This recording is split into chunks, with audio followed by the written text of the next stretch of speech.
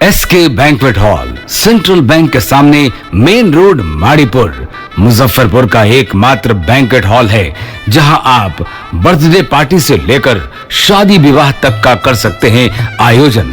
2500 square feet का 3 बड़ा hall.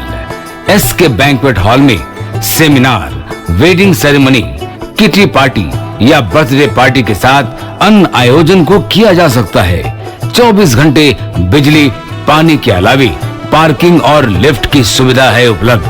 Fully air condition इस बैंक्वेट हॉल में 1 2 नहीं 18 बाथरूम और कई कमरे हैं उपलब्ध। बेहतरीन लाइट से सुसज्जित एसके बैंक्वेट हॉल बुक करने के लिए आज ही संपर्क करें 7005576759 8259954791। Basement parking, first floor hall, second floor hall, third floor room, fourth floor hall. Area wise एक फ्लोर का एरिया 2500 स्क्वायर फीट है। फर्स्ट फ्लोर का, सेकेंड फ्लोर का भी सेम है, थर्ड फ्लोर का भी सेम है, फोर्थ फ्लोर का भी सेम है। इस मैरिज के लिए सबसे अच्छा है क्योंकि बड़ा एरिया, आप चाहे तो 1000 आदमी का भी पार्टी इसमें कर सकते हैं, 500 का भी कर सकते हैं, 200-100 का भी करना हो, कोई बर्थडे करना हो, कोई भी पार्टी करना हो तो आप इसमें आराम से कर सकते हैं क्योंकि 3 हॉल है एक साथ में, तो आप बड़ा से बड़ा भी पार्टी इसमें कर सकते हैं।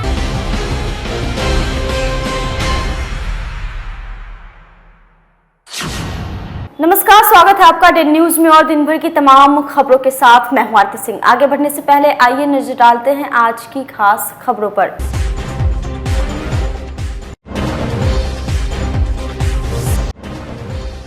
डिप्टी सीएम रेणु देवी के बिगड़े बोल, छात्रों को अपशब्द कहे जाने पर पक्ष विपक्ष दोनों की ओर से हो रही है निंदा।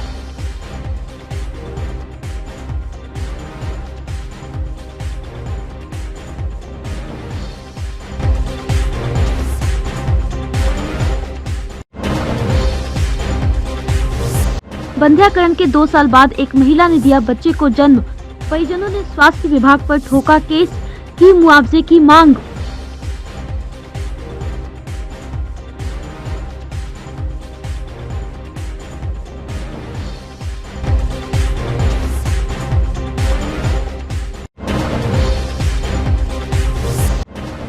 और मतगणना के बाद पुलिस पर रोड़ेबाजी और तोड़फोड़ मामले में आधा दर्जन गिरफ्तार, होगी कठोर कार्रवाई।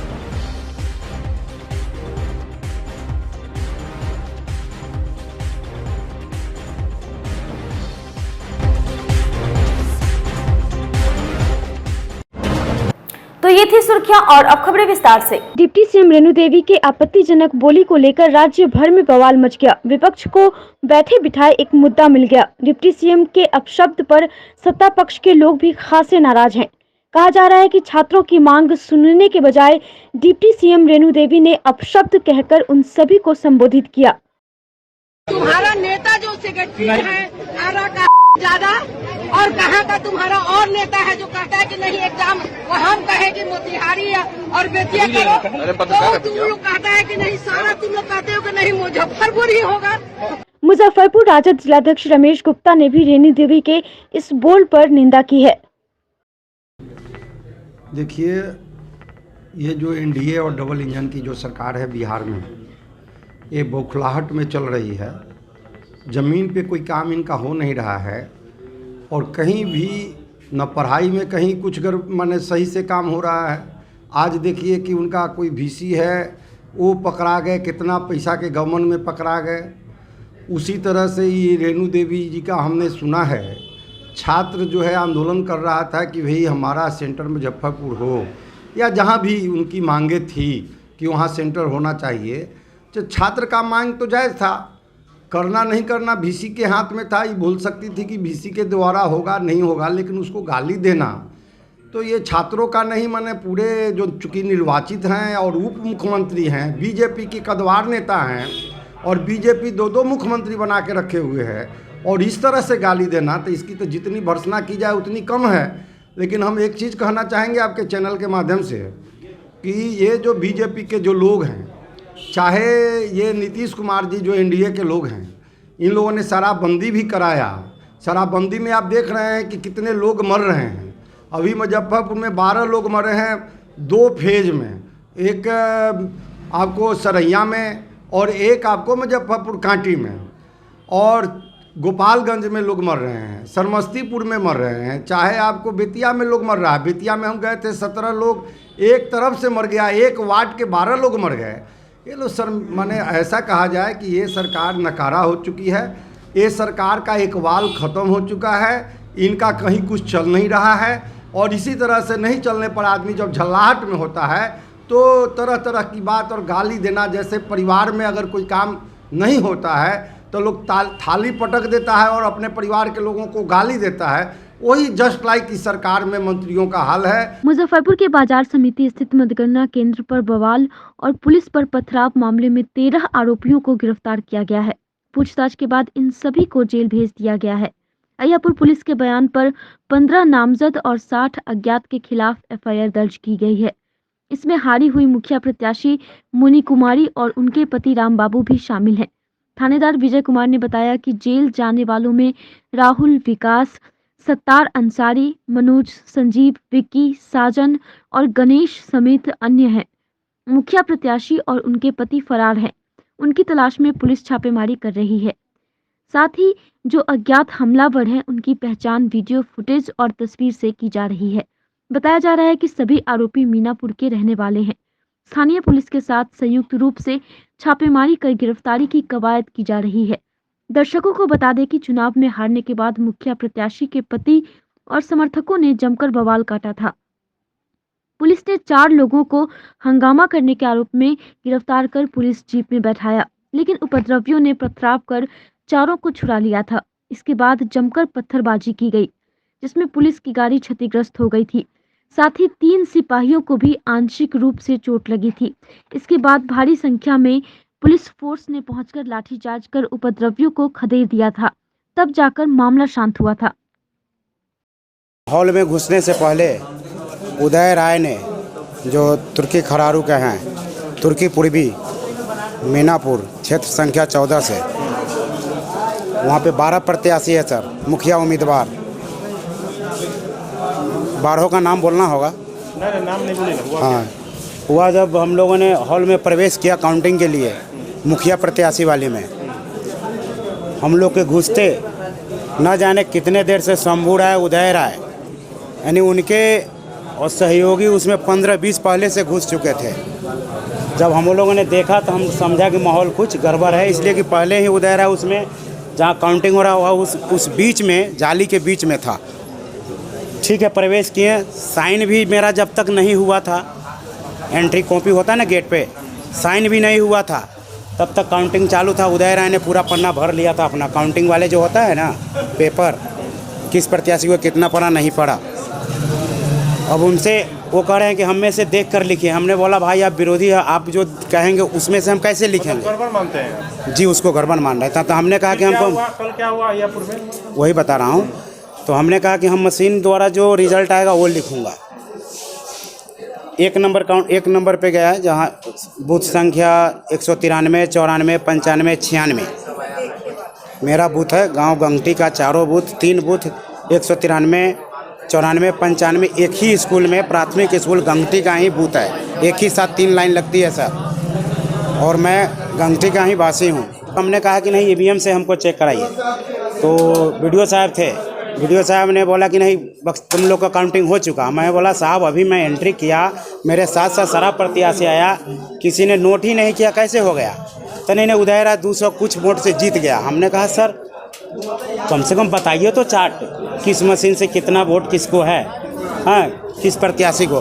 बोलते हैं यहाँ से निकलो, बकवास करोगे तो गोली मरवा देंगे। मैं बोला सर ये कैसा बात हो रहा है? तो नहीं निकलो यहाँ से, प्रशासन बुला दिए, शायद दरोगा जी आए कि कौन सा है। बोलते हैं क्या बेटा निकलो, क्या लफड़ा है? मैं बोला साहब अभी 193, 94, 95, 96 मेरा बॉक्स नहीं खुला है और 11 नंबर से इन्होंने स्टार्ट किया, वो भी मैं किसी दूसरे से देख के लिखा। और पुलिस पर हमला क्या कर दिया? जी पुलिस पर नहीं, पुलिस पर हमला नहीं हुआ। पुलिस तो ना मुझे हमला किया और ना मैं उन पर किया। गाड़ी तोड़-फोड़ कर दिया गया। गाड़ी तोड़ फोड़ वहाँ से निकलने के बाद जब हमको लेकर चल रहे थे कि चलो केस करेंगे थाने में, हम लोगों ने बैठ के तो वो अगल बगल में खड़े रोड पर लोगों ने हमला किया। नगर थाना क्षेत्र के स्टेशन रोड में गुरुवार शाम को एक होटल कर्मी करंट की चपेट में आ गया। इस दौरान उसकी मौके पर ही दर्दनाक मौत हो गई। वह मोटर चलाने के लिए गया था, इसी दौरान उसे करंट लग गया। जब तक होटल के स्टाफ पहुंचे तब तक वह बेसुध हो चुका था। इधर उसे आनंद फानंद में इलाज के लिए सदर अस्पताल में भर्ती कराया गया, जहां चिकित्सकों ने उसे मृत घोषित कर दिया। घटना के बाद होटल में अफरा तफरी की स्थिति बनी रही। मृतक मुजफ्फरपुर के हथौड़ी थाना क्षेत्र के रामपुर उत्तरी गांव का रहने वाला धर्मेंद्र बताया जा रहा है।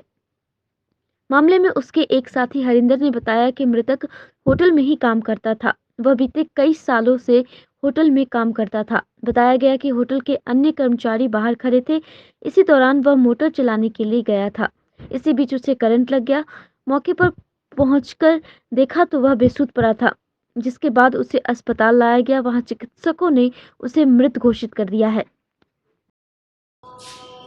क्या हुआ?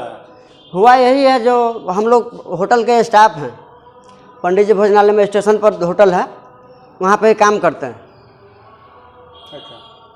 तो ये लड़का वहाँ पे काम करता था, तो हम लोग बाहर में थे, 3-4 गो स्टाफ थे, तो बाहर में थे, 4 गो स्टाफ थे हम लोग, तो बाहर में थे। ये लड़का अंदर में चला गया मोटर वोटर चलाने के लिए, पानी उनी के लिए, तो उसी में इसको शॉट मार दिया। तो हम लोग उसको 10-12 मिनट के बाद देखे हैं, 10 या 2 मिनट का आगे पीछे हेर फेर, 10 या 12 मिनट के बाद अंदर में गया है हमारा एगो स्टाफ वहाँ का, तो देखा है, तो मैनेजर साहब को बोले हैं, तो मैनेजर साहब हम लोग को बुलाए हैं, तो हम लोग आए हैं, तो देखे हैं, तो उठा के हम लोग लाए हैं यहाँ पर। तो डॉक्टर साहब बोले जो नहीं, ख़त्म हो गया। क्या करता था ये? प्लेट धोता था। कहाँ का रहने वाला था? इसका घर सीतामढ़ी की तरफ है। इसका पूरा बायोडाटा हमको नहीं, इसका भाई क्या है इसका? धर्मेंद्र। कितना दिन से होटल में काम कर रहा था?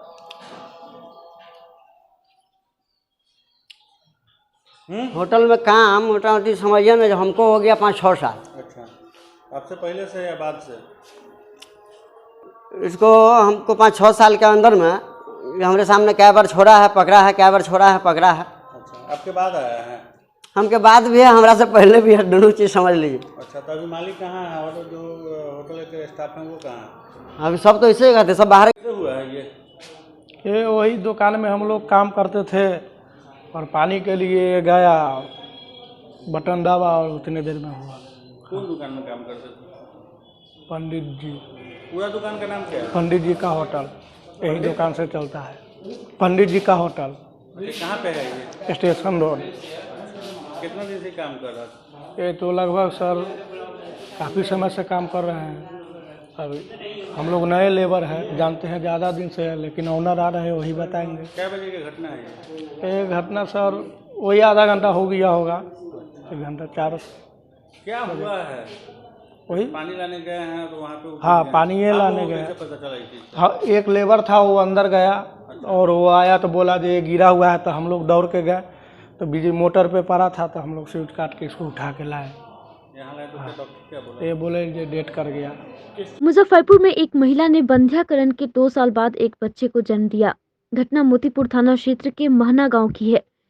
महना गांव निवासी फूल कुमारी देवी ने 2019 में बंध्याकरण का ऑपरेशन मोतीपुर प्राथमिक स्वास्थ्य केंद्र में करवाया था। 2 वर्ष बाद महिला फिर से गर्भवती हो गई। महिला ने बंध्याकरण ऑपरेशन के बाद एक पुत्र को जन्म दिया है, जबकि महिला को पहले से ही 4 बच्चे हैं। इसके बाद महिला ने कोर्ट का रुख अपनाया और अपने बच्चे के भविष्य और पालन पोषण के लिए स्वास्थ्य विभाग पर 11 लाख रुपए मुआवजा देने के लिए जिला उपभोक्ता आयोग में परिवाद दर्ज कराया। मामले के संबंध में मानवाधिकार वकील एसके झा ने कहा कि मुजफ्फरपुर में सामने आए इस मामले ने स्वास्थ्य विभाग की पोल खोल दी है। उन्होंने बताया कि महिला की ओर से प्रधान सचिव स्वास्थ्य विभाग, कार्यपालक निदेशक सह सचिव स्वास्थ्य, राज्य स्वास्थ्य समिति बिहार, उप निदेशक परिवार नियोजन, राज्य स्वास्थ्य समिति बिहार एवं प्राथमिक स्वास्थ्य चिकित्सा पदाधिकारी प्राथमिक स्वास्थ्य केंद्र मोतीपुर के विरुद्ध परिवाद दाखिल किया गया, जिसकी सुनवाई करने के बाद सभी विपक्षियों के विरुद्ध नोटिस जारी किया गया है और सभी विपक्षियों को आयोग के समक्ष 13 जनवरी 2022 को सदेह उपस्थित होने का आदेश दिया गया है। मामला यह है कि एक महिला फूल कुमारी देवी जो कि मोतीपुर थाना अंतर्गत महना गांव की रहने वाली है, उसको पहले से ऑलरेडी 4 बच्चे थे। वह महिला ने 27/7/2019 को स्थानीय PSC मोतीपुर में अपना बंध्याकरण का ऑपरेशन करवाई और 28/7/19 को उसको अस्पताल द्वारा डिस्चार्ज कर दिया गया। और उसके बाद में फिर ये देखा गया कि फरवरी 2020 में वह महिला फिर से प्रेग्नेंट हो गई। तो यह तो बहुत ही बड़ा कुठाराघात है स्वास्थ्य व्यवस्था पर कि एक तरफ हम लोगों को यह अवेयर कर रहे हैं कि जनसंख्या को नियंत्रण किया जाए, जनसंख्या को नियंत्रण किया जाए, कम बच्चे रहें। तो हम तो बंध्याकरण कराएं इस जन जागरूकता अभियान के तहत। बंध्याकरण के बाद में फिर से बच्चा हो गया, तो अब वो लड़का का एक जन्म भी हुआ है। वो लड़का भी अभी 4-5 महीने का लड़का है, उसका जन्म भी हो गया। तो इसके लिए हम लोगों ने जिला उपभोक्ता आयोग में एक परिवाद दाखिल किया, तो जिसके आलोक में माननीय आयोग द्वारा सुनवाई की गई और इसमें प्रधान सचिव स्वास्थ्य विभाग को सदैव उपस्थित होने का आदेश माननीय आयोग के द्वारा दिया गया है। साथ ही साथ कार्यपालक निदेशक सह सचिव को भी इसमें पार्टी बनाया गया है, उप निदेशक परिवार नियोजन को भी पार्टी बनाया गया है और PSC प्रभारी मोतीपुर को भी पार्टी बनाया गया है। इन सभी लोगों को 13 जनवरी 2022 को सदैव उपस्थित होने का है और मुजफ्फरपुर जिला उपभोक्ता आयोग में। और जहां तक मेरी यह जानकारी है, अब तक में बंध्याकरण के मामले में जितने भी लापरवाही के मामले आए हैं, उसमें यह पहला मामला है जिसमें प्रधान सचिव स्वास्थ्य विभाग का फिजिकल अपीयरेंस जिला उपभोक्ता में आयोग में जो है होना है। यह पहला मामला है। मुख्यमंत्री नीतीश कुमार ने शराबबंदी को लेकर संबंधित अधिकारियों को सख्त निर्देश दिया था कि दूसरे राज्य से शराब की खेप आने पर पूरी तरह से प्रतिबंध लगाया जाए। लेकिन पुलिस की सख्ती के बावजूद भी बिहार में धड़ल्ले से शराब की बड़ी खेप आ रही है।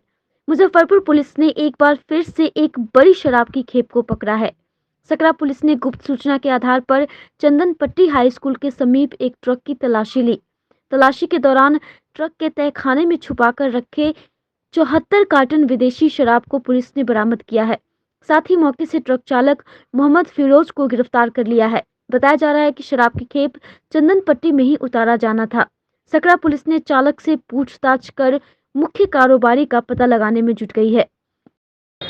घटना घटी है कि गुप्त सूचना के आधार पर ट्रक से दारू जा रहा है, इसकी सूचना मिली। उसके बाद मनीष कुमार SI और सत्येंद्र पांडे को गश्ती दल में थे, इनको भेजा गया और इन्होंने जाकर के मनीष कुमार अपने जान की बाजी लगाकर पानी में कूद करके चालक को गिरफ्तार किए और चालक के गाड़ी के डिक्की में केबिन बनाया हुआ है, उसी से दारू की बरामदगी हुई। कुल कितना शराब बरामदगी हुई है?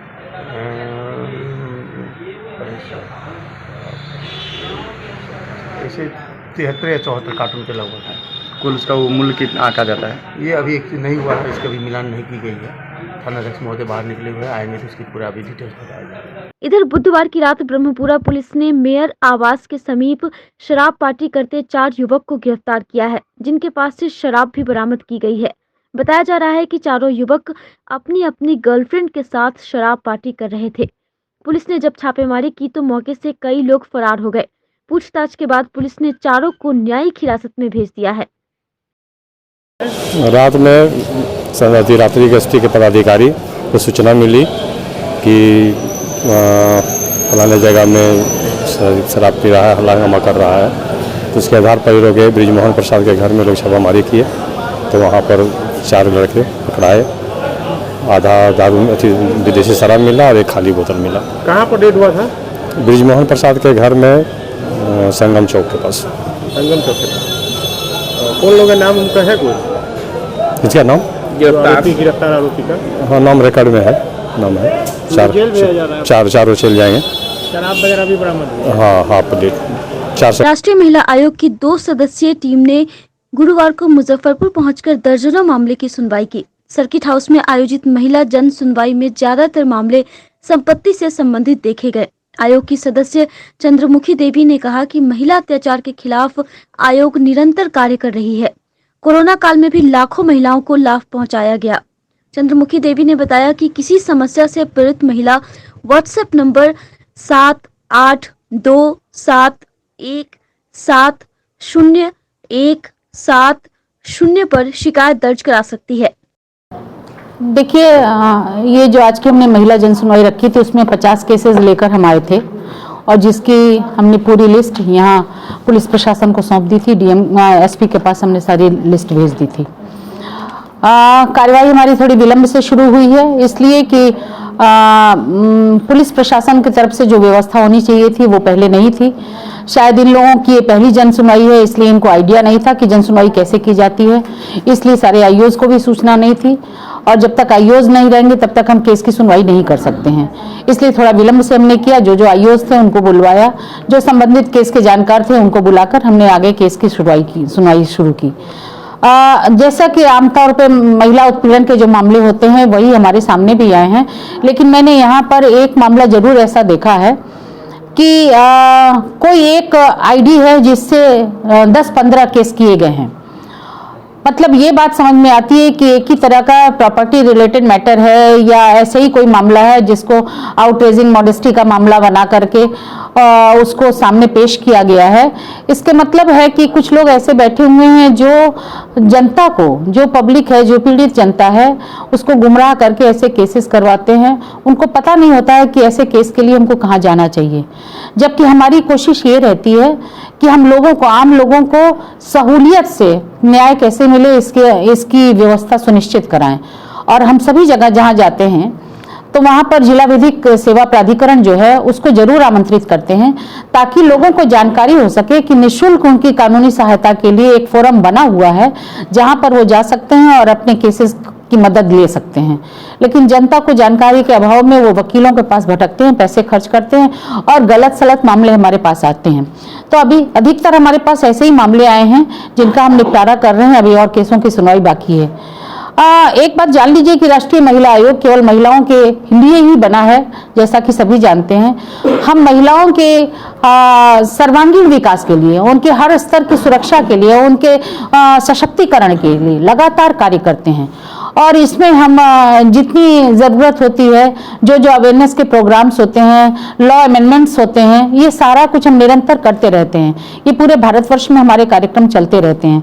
जैसा कि आप सभी को जानकारी है कि जो भी कानून बनते हैं महिलाओं से संबंधित, वो महिला आयोग के पास जरूर भेजे जाते हैं ताकि हम उस पर जगह जगह हम रीजनल जो कंसल्टेशन होता है उसको करके लोगों के सुझाव लेकर इस पर सही क्या कानून बनना चाहिए उसकी समीक्षा कर सकें। गुरुवार को एक कार्यक्रम में सम्मिलित होने मुजफ्फरपुर पहुंचे श्रम संसाधन मंत्री जीवेश कुमार ने बताया कि पूरे बिहार में असंगठित क्षेत्र के मजदूरों के सामाजिक सुरक्षा को ध्यान में रखते हुए लेबर कार्ड का निर्माण कराया जा रहा है, जिससे दुर्घटना और जोखिम के समय असंगठित क्षेत्र के मजदूरों को सरकारी सुविधाएं और लाभ मिल सके।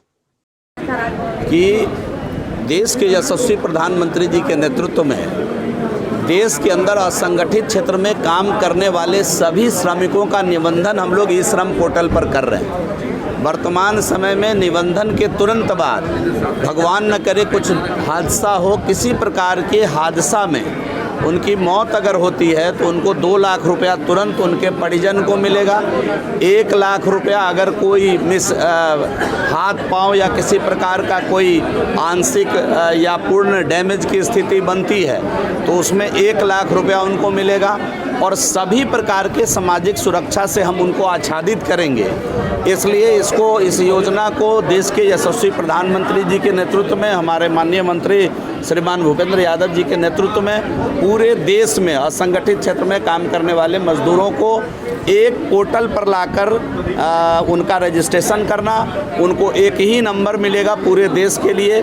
बिहार का श्रमिक अब आसाम हो या महाराष्ट्र हो वहाँ जाकर, या महाराष्ट्र का श्रमिक उत्तर प्रदेश में काम करे तो उनको किसी प्रकार की तकलीफ़ नहीं हो। एक ही नंबर पर पूरे पोर्टेबल उनका पूरे देश के अंदर उनका श्रम कार्ड वैलिड होगा और सभी प्रकार के सामाजिक सुरक्षा से हम उनको आच्छादित करेंगे। भाजपा की वरिष्ठ नेत्री और गोवा की पूर्व राज्यपाल मृदुला सिन्हा की गुरुवार को स्पीकर चौक स्थित अटल सभागार में प्रथम पुण्यतिथि मनाई गई। उप मुख्यमंत्री रेणु देवी, मंत्री जीवेश कुमार, पूर्व मंत्री सुरेश शर्मा, पूर्व विधायक केदार गुप्ता, बेबी कुमारी सहित कई लोगों ने उनकी तस्वीर पर पुष्प अर्पित कर अपनी ओर से श्रद्धासुमन अर्पित किया। उप मुख्यमंत्री रेणु देवी ने पूर्व राज्यपाल डॉक्टर मृदुला सिन्हा को याद करते हुए कहा कि बिहार के मुजफ्फरपुर की हम दोनों रहने वाली थीं। वह 2014 से 2019 तक गोवा की राज्यपाल रहीं। मृदुला सिन्हा संवेदनशील नेत्री होने के साथ साथ प्रसिद्ध साहित्यकार भी थीं। वहीं श्रम संसाधन मंत्री जीवेश कुमार ने कहा कि प्रधानमंत्री नरेंद्र मोदी ने जब स्वच्छता का संकल्प लिया था तो स्वच्छता के नवरत्नों में प्रथम रत्न के रूप में डॉक्टर मृदुला सिन्हा जी का ही चयन किया गया था। एक कुशल समाज नेत्री, भाजपा की कर्मठ कार्यकर्ता और लोक परंपरा की विदुषी डॉक्टर मृदुला सिन्हा लोक परंपरा को आत्मसात करके भारतीयता, सामाजिकता तथा पारिवारिक पर निरंतर लेखन करती रही। हाँ, मृदुला जी नाम के अनुरूप सदैव मृदुल स्वभाव के साथ जीने में विश्वास रखती थी। भारतीय संस्कृति के प्रबल समर्थक थे और सदैव भारतीय संस्कृति के ऊपर ही किताब लिखने का काम किया। मिथिला और इस क्षेत्र से खास लगाव उनको था। हम समझते हैं कि एक उनके जाने से भारतीय संस्कृति के एक अध्याय का अंत हुआ। आज पहली पुण्यतिथि पर हम सभी लोग उनको श्रद्धा सुमन अर्पित कर रहे हैं। उन्हीं की याद में आज ये कार्यक्रम मनाया जा रहा है। आज सभी लोग हम एकत्रित हुए हैं माननीय हमारी महामहिम गवर्नर और उनके आज प्रथम पुण्यतिथि पर, माननीय मृदुला जी के पुण्यतिथि पर आज हम सभी लोग यहाँ उपस्थित हुए हैं और उनके श्रद्धा सुमन हम सभी लोग अर्पित कर रहे हैं। उनकी स्मृति में हम सभी यहाँ बैठे हैं। उन्होंने जो एक संदेश दिया है पूरे भारत को कि हम भारतीय संस्कृति को किस तरह से अक्षुण्ण रखेंगे, भारतीय संस्कृति को कैसे लेके चलेंगे। उन्होंने 500 किताब को लिखा और हर किताब में उनको अगर देखा जाए तो जीवंत हमारा जो बिहार है या जीवंत हमारा भारत है और भारत का जो गांव है उस गांव को उन्होंने जीवंत रखा है और ये संस्कार और संस्कृति से जोड़ा है। और आने वाली पीढ़ी के लिए ये बड़ा संदेश है कि हमें अपने भारत की संस्कृति और संस्कार से ही जुड़ने का सबसे बड़ा मौका है, जिससे हम अपने देश को, अपने बिहार को, अपने समाज को, अपने परिवार को हम आगे बढ़ा सकें। स्वतंत्रता संग्राम के महान क्रांतिवीर बटुकेश्वर दत्त की 111वीं वर्षगांठ पर नागरिक मोर्चा और श्री नवयुवक समिति ट्रस्ट के संयुक्त तत्वावधान में श्रद्धांजलि सभा का आयोजन किया गया, जिसमें मोर्चा के महासचिव मोहन प्रसाद सिन्हा, अधिवक्ता मुन्नी चौधरी सहित उपस्थित लोगों ने उनके चित्र पर पुष्प चढ़ाकर श्रद्धासुमन अर्पित किया। महान देशभक्त स्वतंत्रता संग्राम के महान क्रांतिवीर बटुकेश्वर दत्त की आज 111वीं जयंती है। आज ही के दिन 1810 में महान देशभक्त का जन्म हुआ।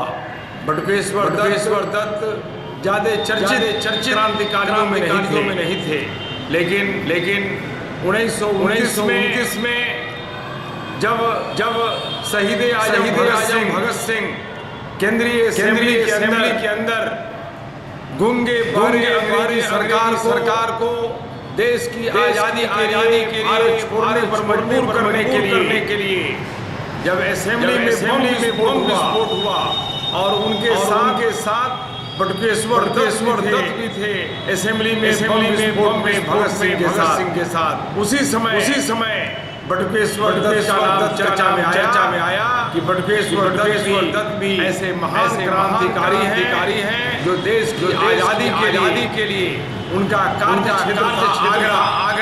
आगरा में ही स्वाधीनता संग्राम में जो भी लोग बढ़ चढ़कर भाग लेते थे, उनको एकत्रित करके उनको संगठित करने का काम, राष्ट्रभक्ति का अलग जगाने का काम बटुकेश्वर दत्त किया करते थे। गुरुवार को प्राकृतिक चिकित्सा दिवस पर मेडिकल विंग प्रजापति ब्रह्म कुमारी ईश्वरीय विश्वविद्यालय और रोटरी आम्रपाली के संयुक्त तत्वावधान में संवाद कार्यक्रम आयोजित किया गया, जिसमें उपस्थित डॉक्टरों ने प्राकृतिक चिकित्सा पर अपने अपने विचार रखे। मौके पर doctor Naveen Kumar, doctor HN Bhardwaj, HL Gupta, acupressure therapist RR Jha, homeopathic doctor Puneet Chandra सहित कई लोग मौजूद थे। हम लोग चतुर्थ राष्ट्रीय प्राकृतिक चिकित्सा दिवस मना रहे हैं। ये सन 2018 से गवर्नमेंट ऑफ इंडिया आयुष मंत्रालय ने इसके मनाने की घोषणा की। 18 से ही हम लोग इस पर कार्यक्रम कर रहे हैं। प्राकृतिक चिकित्सा सस्ती है, उसमें कुछ पैसा नहीं लगता है और इसका कोई साइड इफेक्ट नहीं है। प्रकृति द्वारा प्रदत्त जो संसाधन है, मिट्टी, हवा, पानी, वायु, इससे ही सूर्य की रोशनी, इससे इसका इलाज किया जाता है और यह इलाज बहुत ही कारगर है। और महात्मा गांधी जी ने, राष्ट्रपिता महात्मा गांधी जी ने इसको अपने ऊपर प्रयोग करते थे और इसका प्रचार प्रसार भी बहुत हुआ उस समय। और अभी की सरकार जो है बहुत बढ़ावा दे रही है, इसका प्रचार प्रसार हो। लोगों में भ्रांति है ये प्राकृतिक चिकित्सा से इलाज नहीं है, इलाज संभव नहीं है। इसमें सभी तरह की इलाज है और इसको लोग अपनावें और साथ साथ इसको बढ़ावा दें। हमारा आपका सब आदमी का पुनीत कर्तव्य होता है कि प्राकृतिक चिकित्सा को बढ़ाने के लिए हम लोग हर कदम उठाएं। वरिष्ठ भाजपा नेता सह साहित्यकार विष्णुकांत झा की लघु कथा संग्रह रमता मां का विमोचन उप मुख्यमंत्री रेणु देवी और श्रम संसाधन मंत्री जीवेश कुमार के द्वारा गुरुवार को किया गया। विष्णुकांत झा ने बताया कि अपनी माता और पिता के चरणों में समर्पित इस पुस्तक के माध्यम से उन्होंने समाज के शोषित वर्गों की बात कहने का प्रयास किया है। उन्होंने कहा कि पुस्तक में छोटे छोटे वाक्यों को इस अंदाज में पेश किया गया है कि धीरे धीरे कहानी से पर्दा हटता है। पुस्तक माता और पिताजी को समर्पित है। सामाजिक कुरीतियों और उसके सुधार के बारे में उसमें 27 लघु कथाएं हैं। 2700 लघु कथाएं में समाज के प्रति कुछ सुधार की बातें, जैसे रमता माँ। रमता माँ एक दलित वर्ग की ऐसी महिला जो जब से ब्याह की आई है अपने टोले मोहल्ले और गांव के तमाम लोगों को स्वच्छता की सीख दे रही है। इससे लोगों ने उसको, उसके गुणों को देखकर उसको सरपंच बना दिया और उससे जलकर गांव के व्यवसायी ने उस पर झूठा मुकदमा कर दिया उसी के कोर्ट में कि उसके पति ने उसके आम के बाग से आम चुराया है। रमता माँ जब बैठी तो उसने न्याय किया। उसने कहा कि चाहे जुल्म किसी ने किया हो, सज़ा तो उसे मिलनी ही चाहिए। और उसको सज़ा उसने दी कि 1 सप्ताह तक समूचे गांव के गलियों को, सड़कों को वो झाड़ू से बहारेंगे। लेकिन जब झाड़ू से वो बहार रहे थे तो समूचे गांव के लोग देख रहे थे कि क्या कर रहा है रमता का पति। तो देखा कि उसके पीछे पीछे रमता माँ भी लगी हुई है।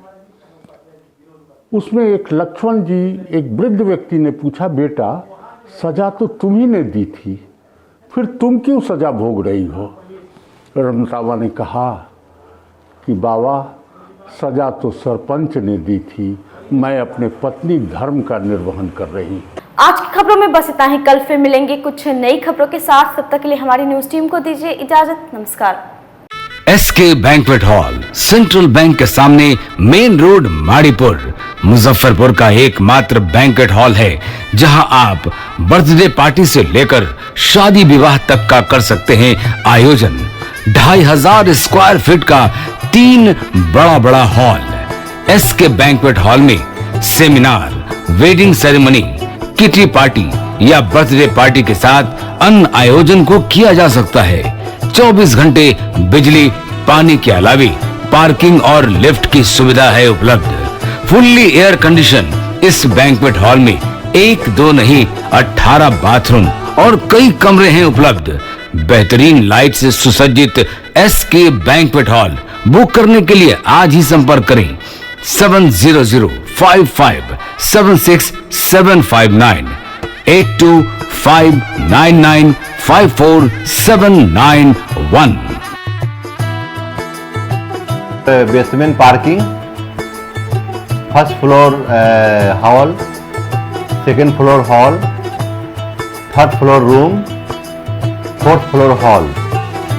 एरिया वाइज एक एक फ्लोर का एरिया 2500 स्क्वायर फीट है फर्स्ट फ्लोर का, सेकेंड फ्लोर का भी सेम है, थर्ड फ्लोर का भी सेम है, फोर्थ फ्लोर का भी सेम है। इस मैरिज के लिए सबसे अच्छा है क्योंकि बड़ा एरिया, आप चाहे तो 1000 आदमी का भी पार्टी इसमें कर सकते हैं, 500 का भी कर सकते हैं, 200-100 का भी करना हो, कोई बर्थडे करना हो, कोई भी पार्टी करना हो तो आप इसमें आराम से कर सकते हैं क्योंकि 3 हॉल है एक साथ में, तो आप बड़ा से बड़ा भी पार्टी इसमें कर सकते हैं।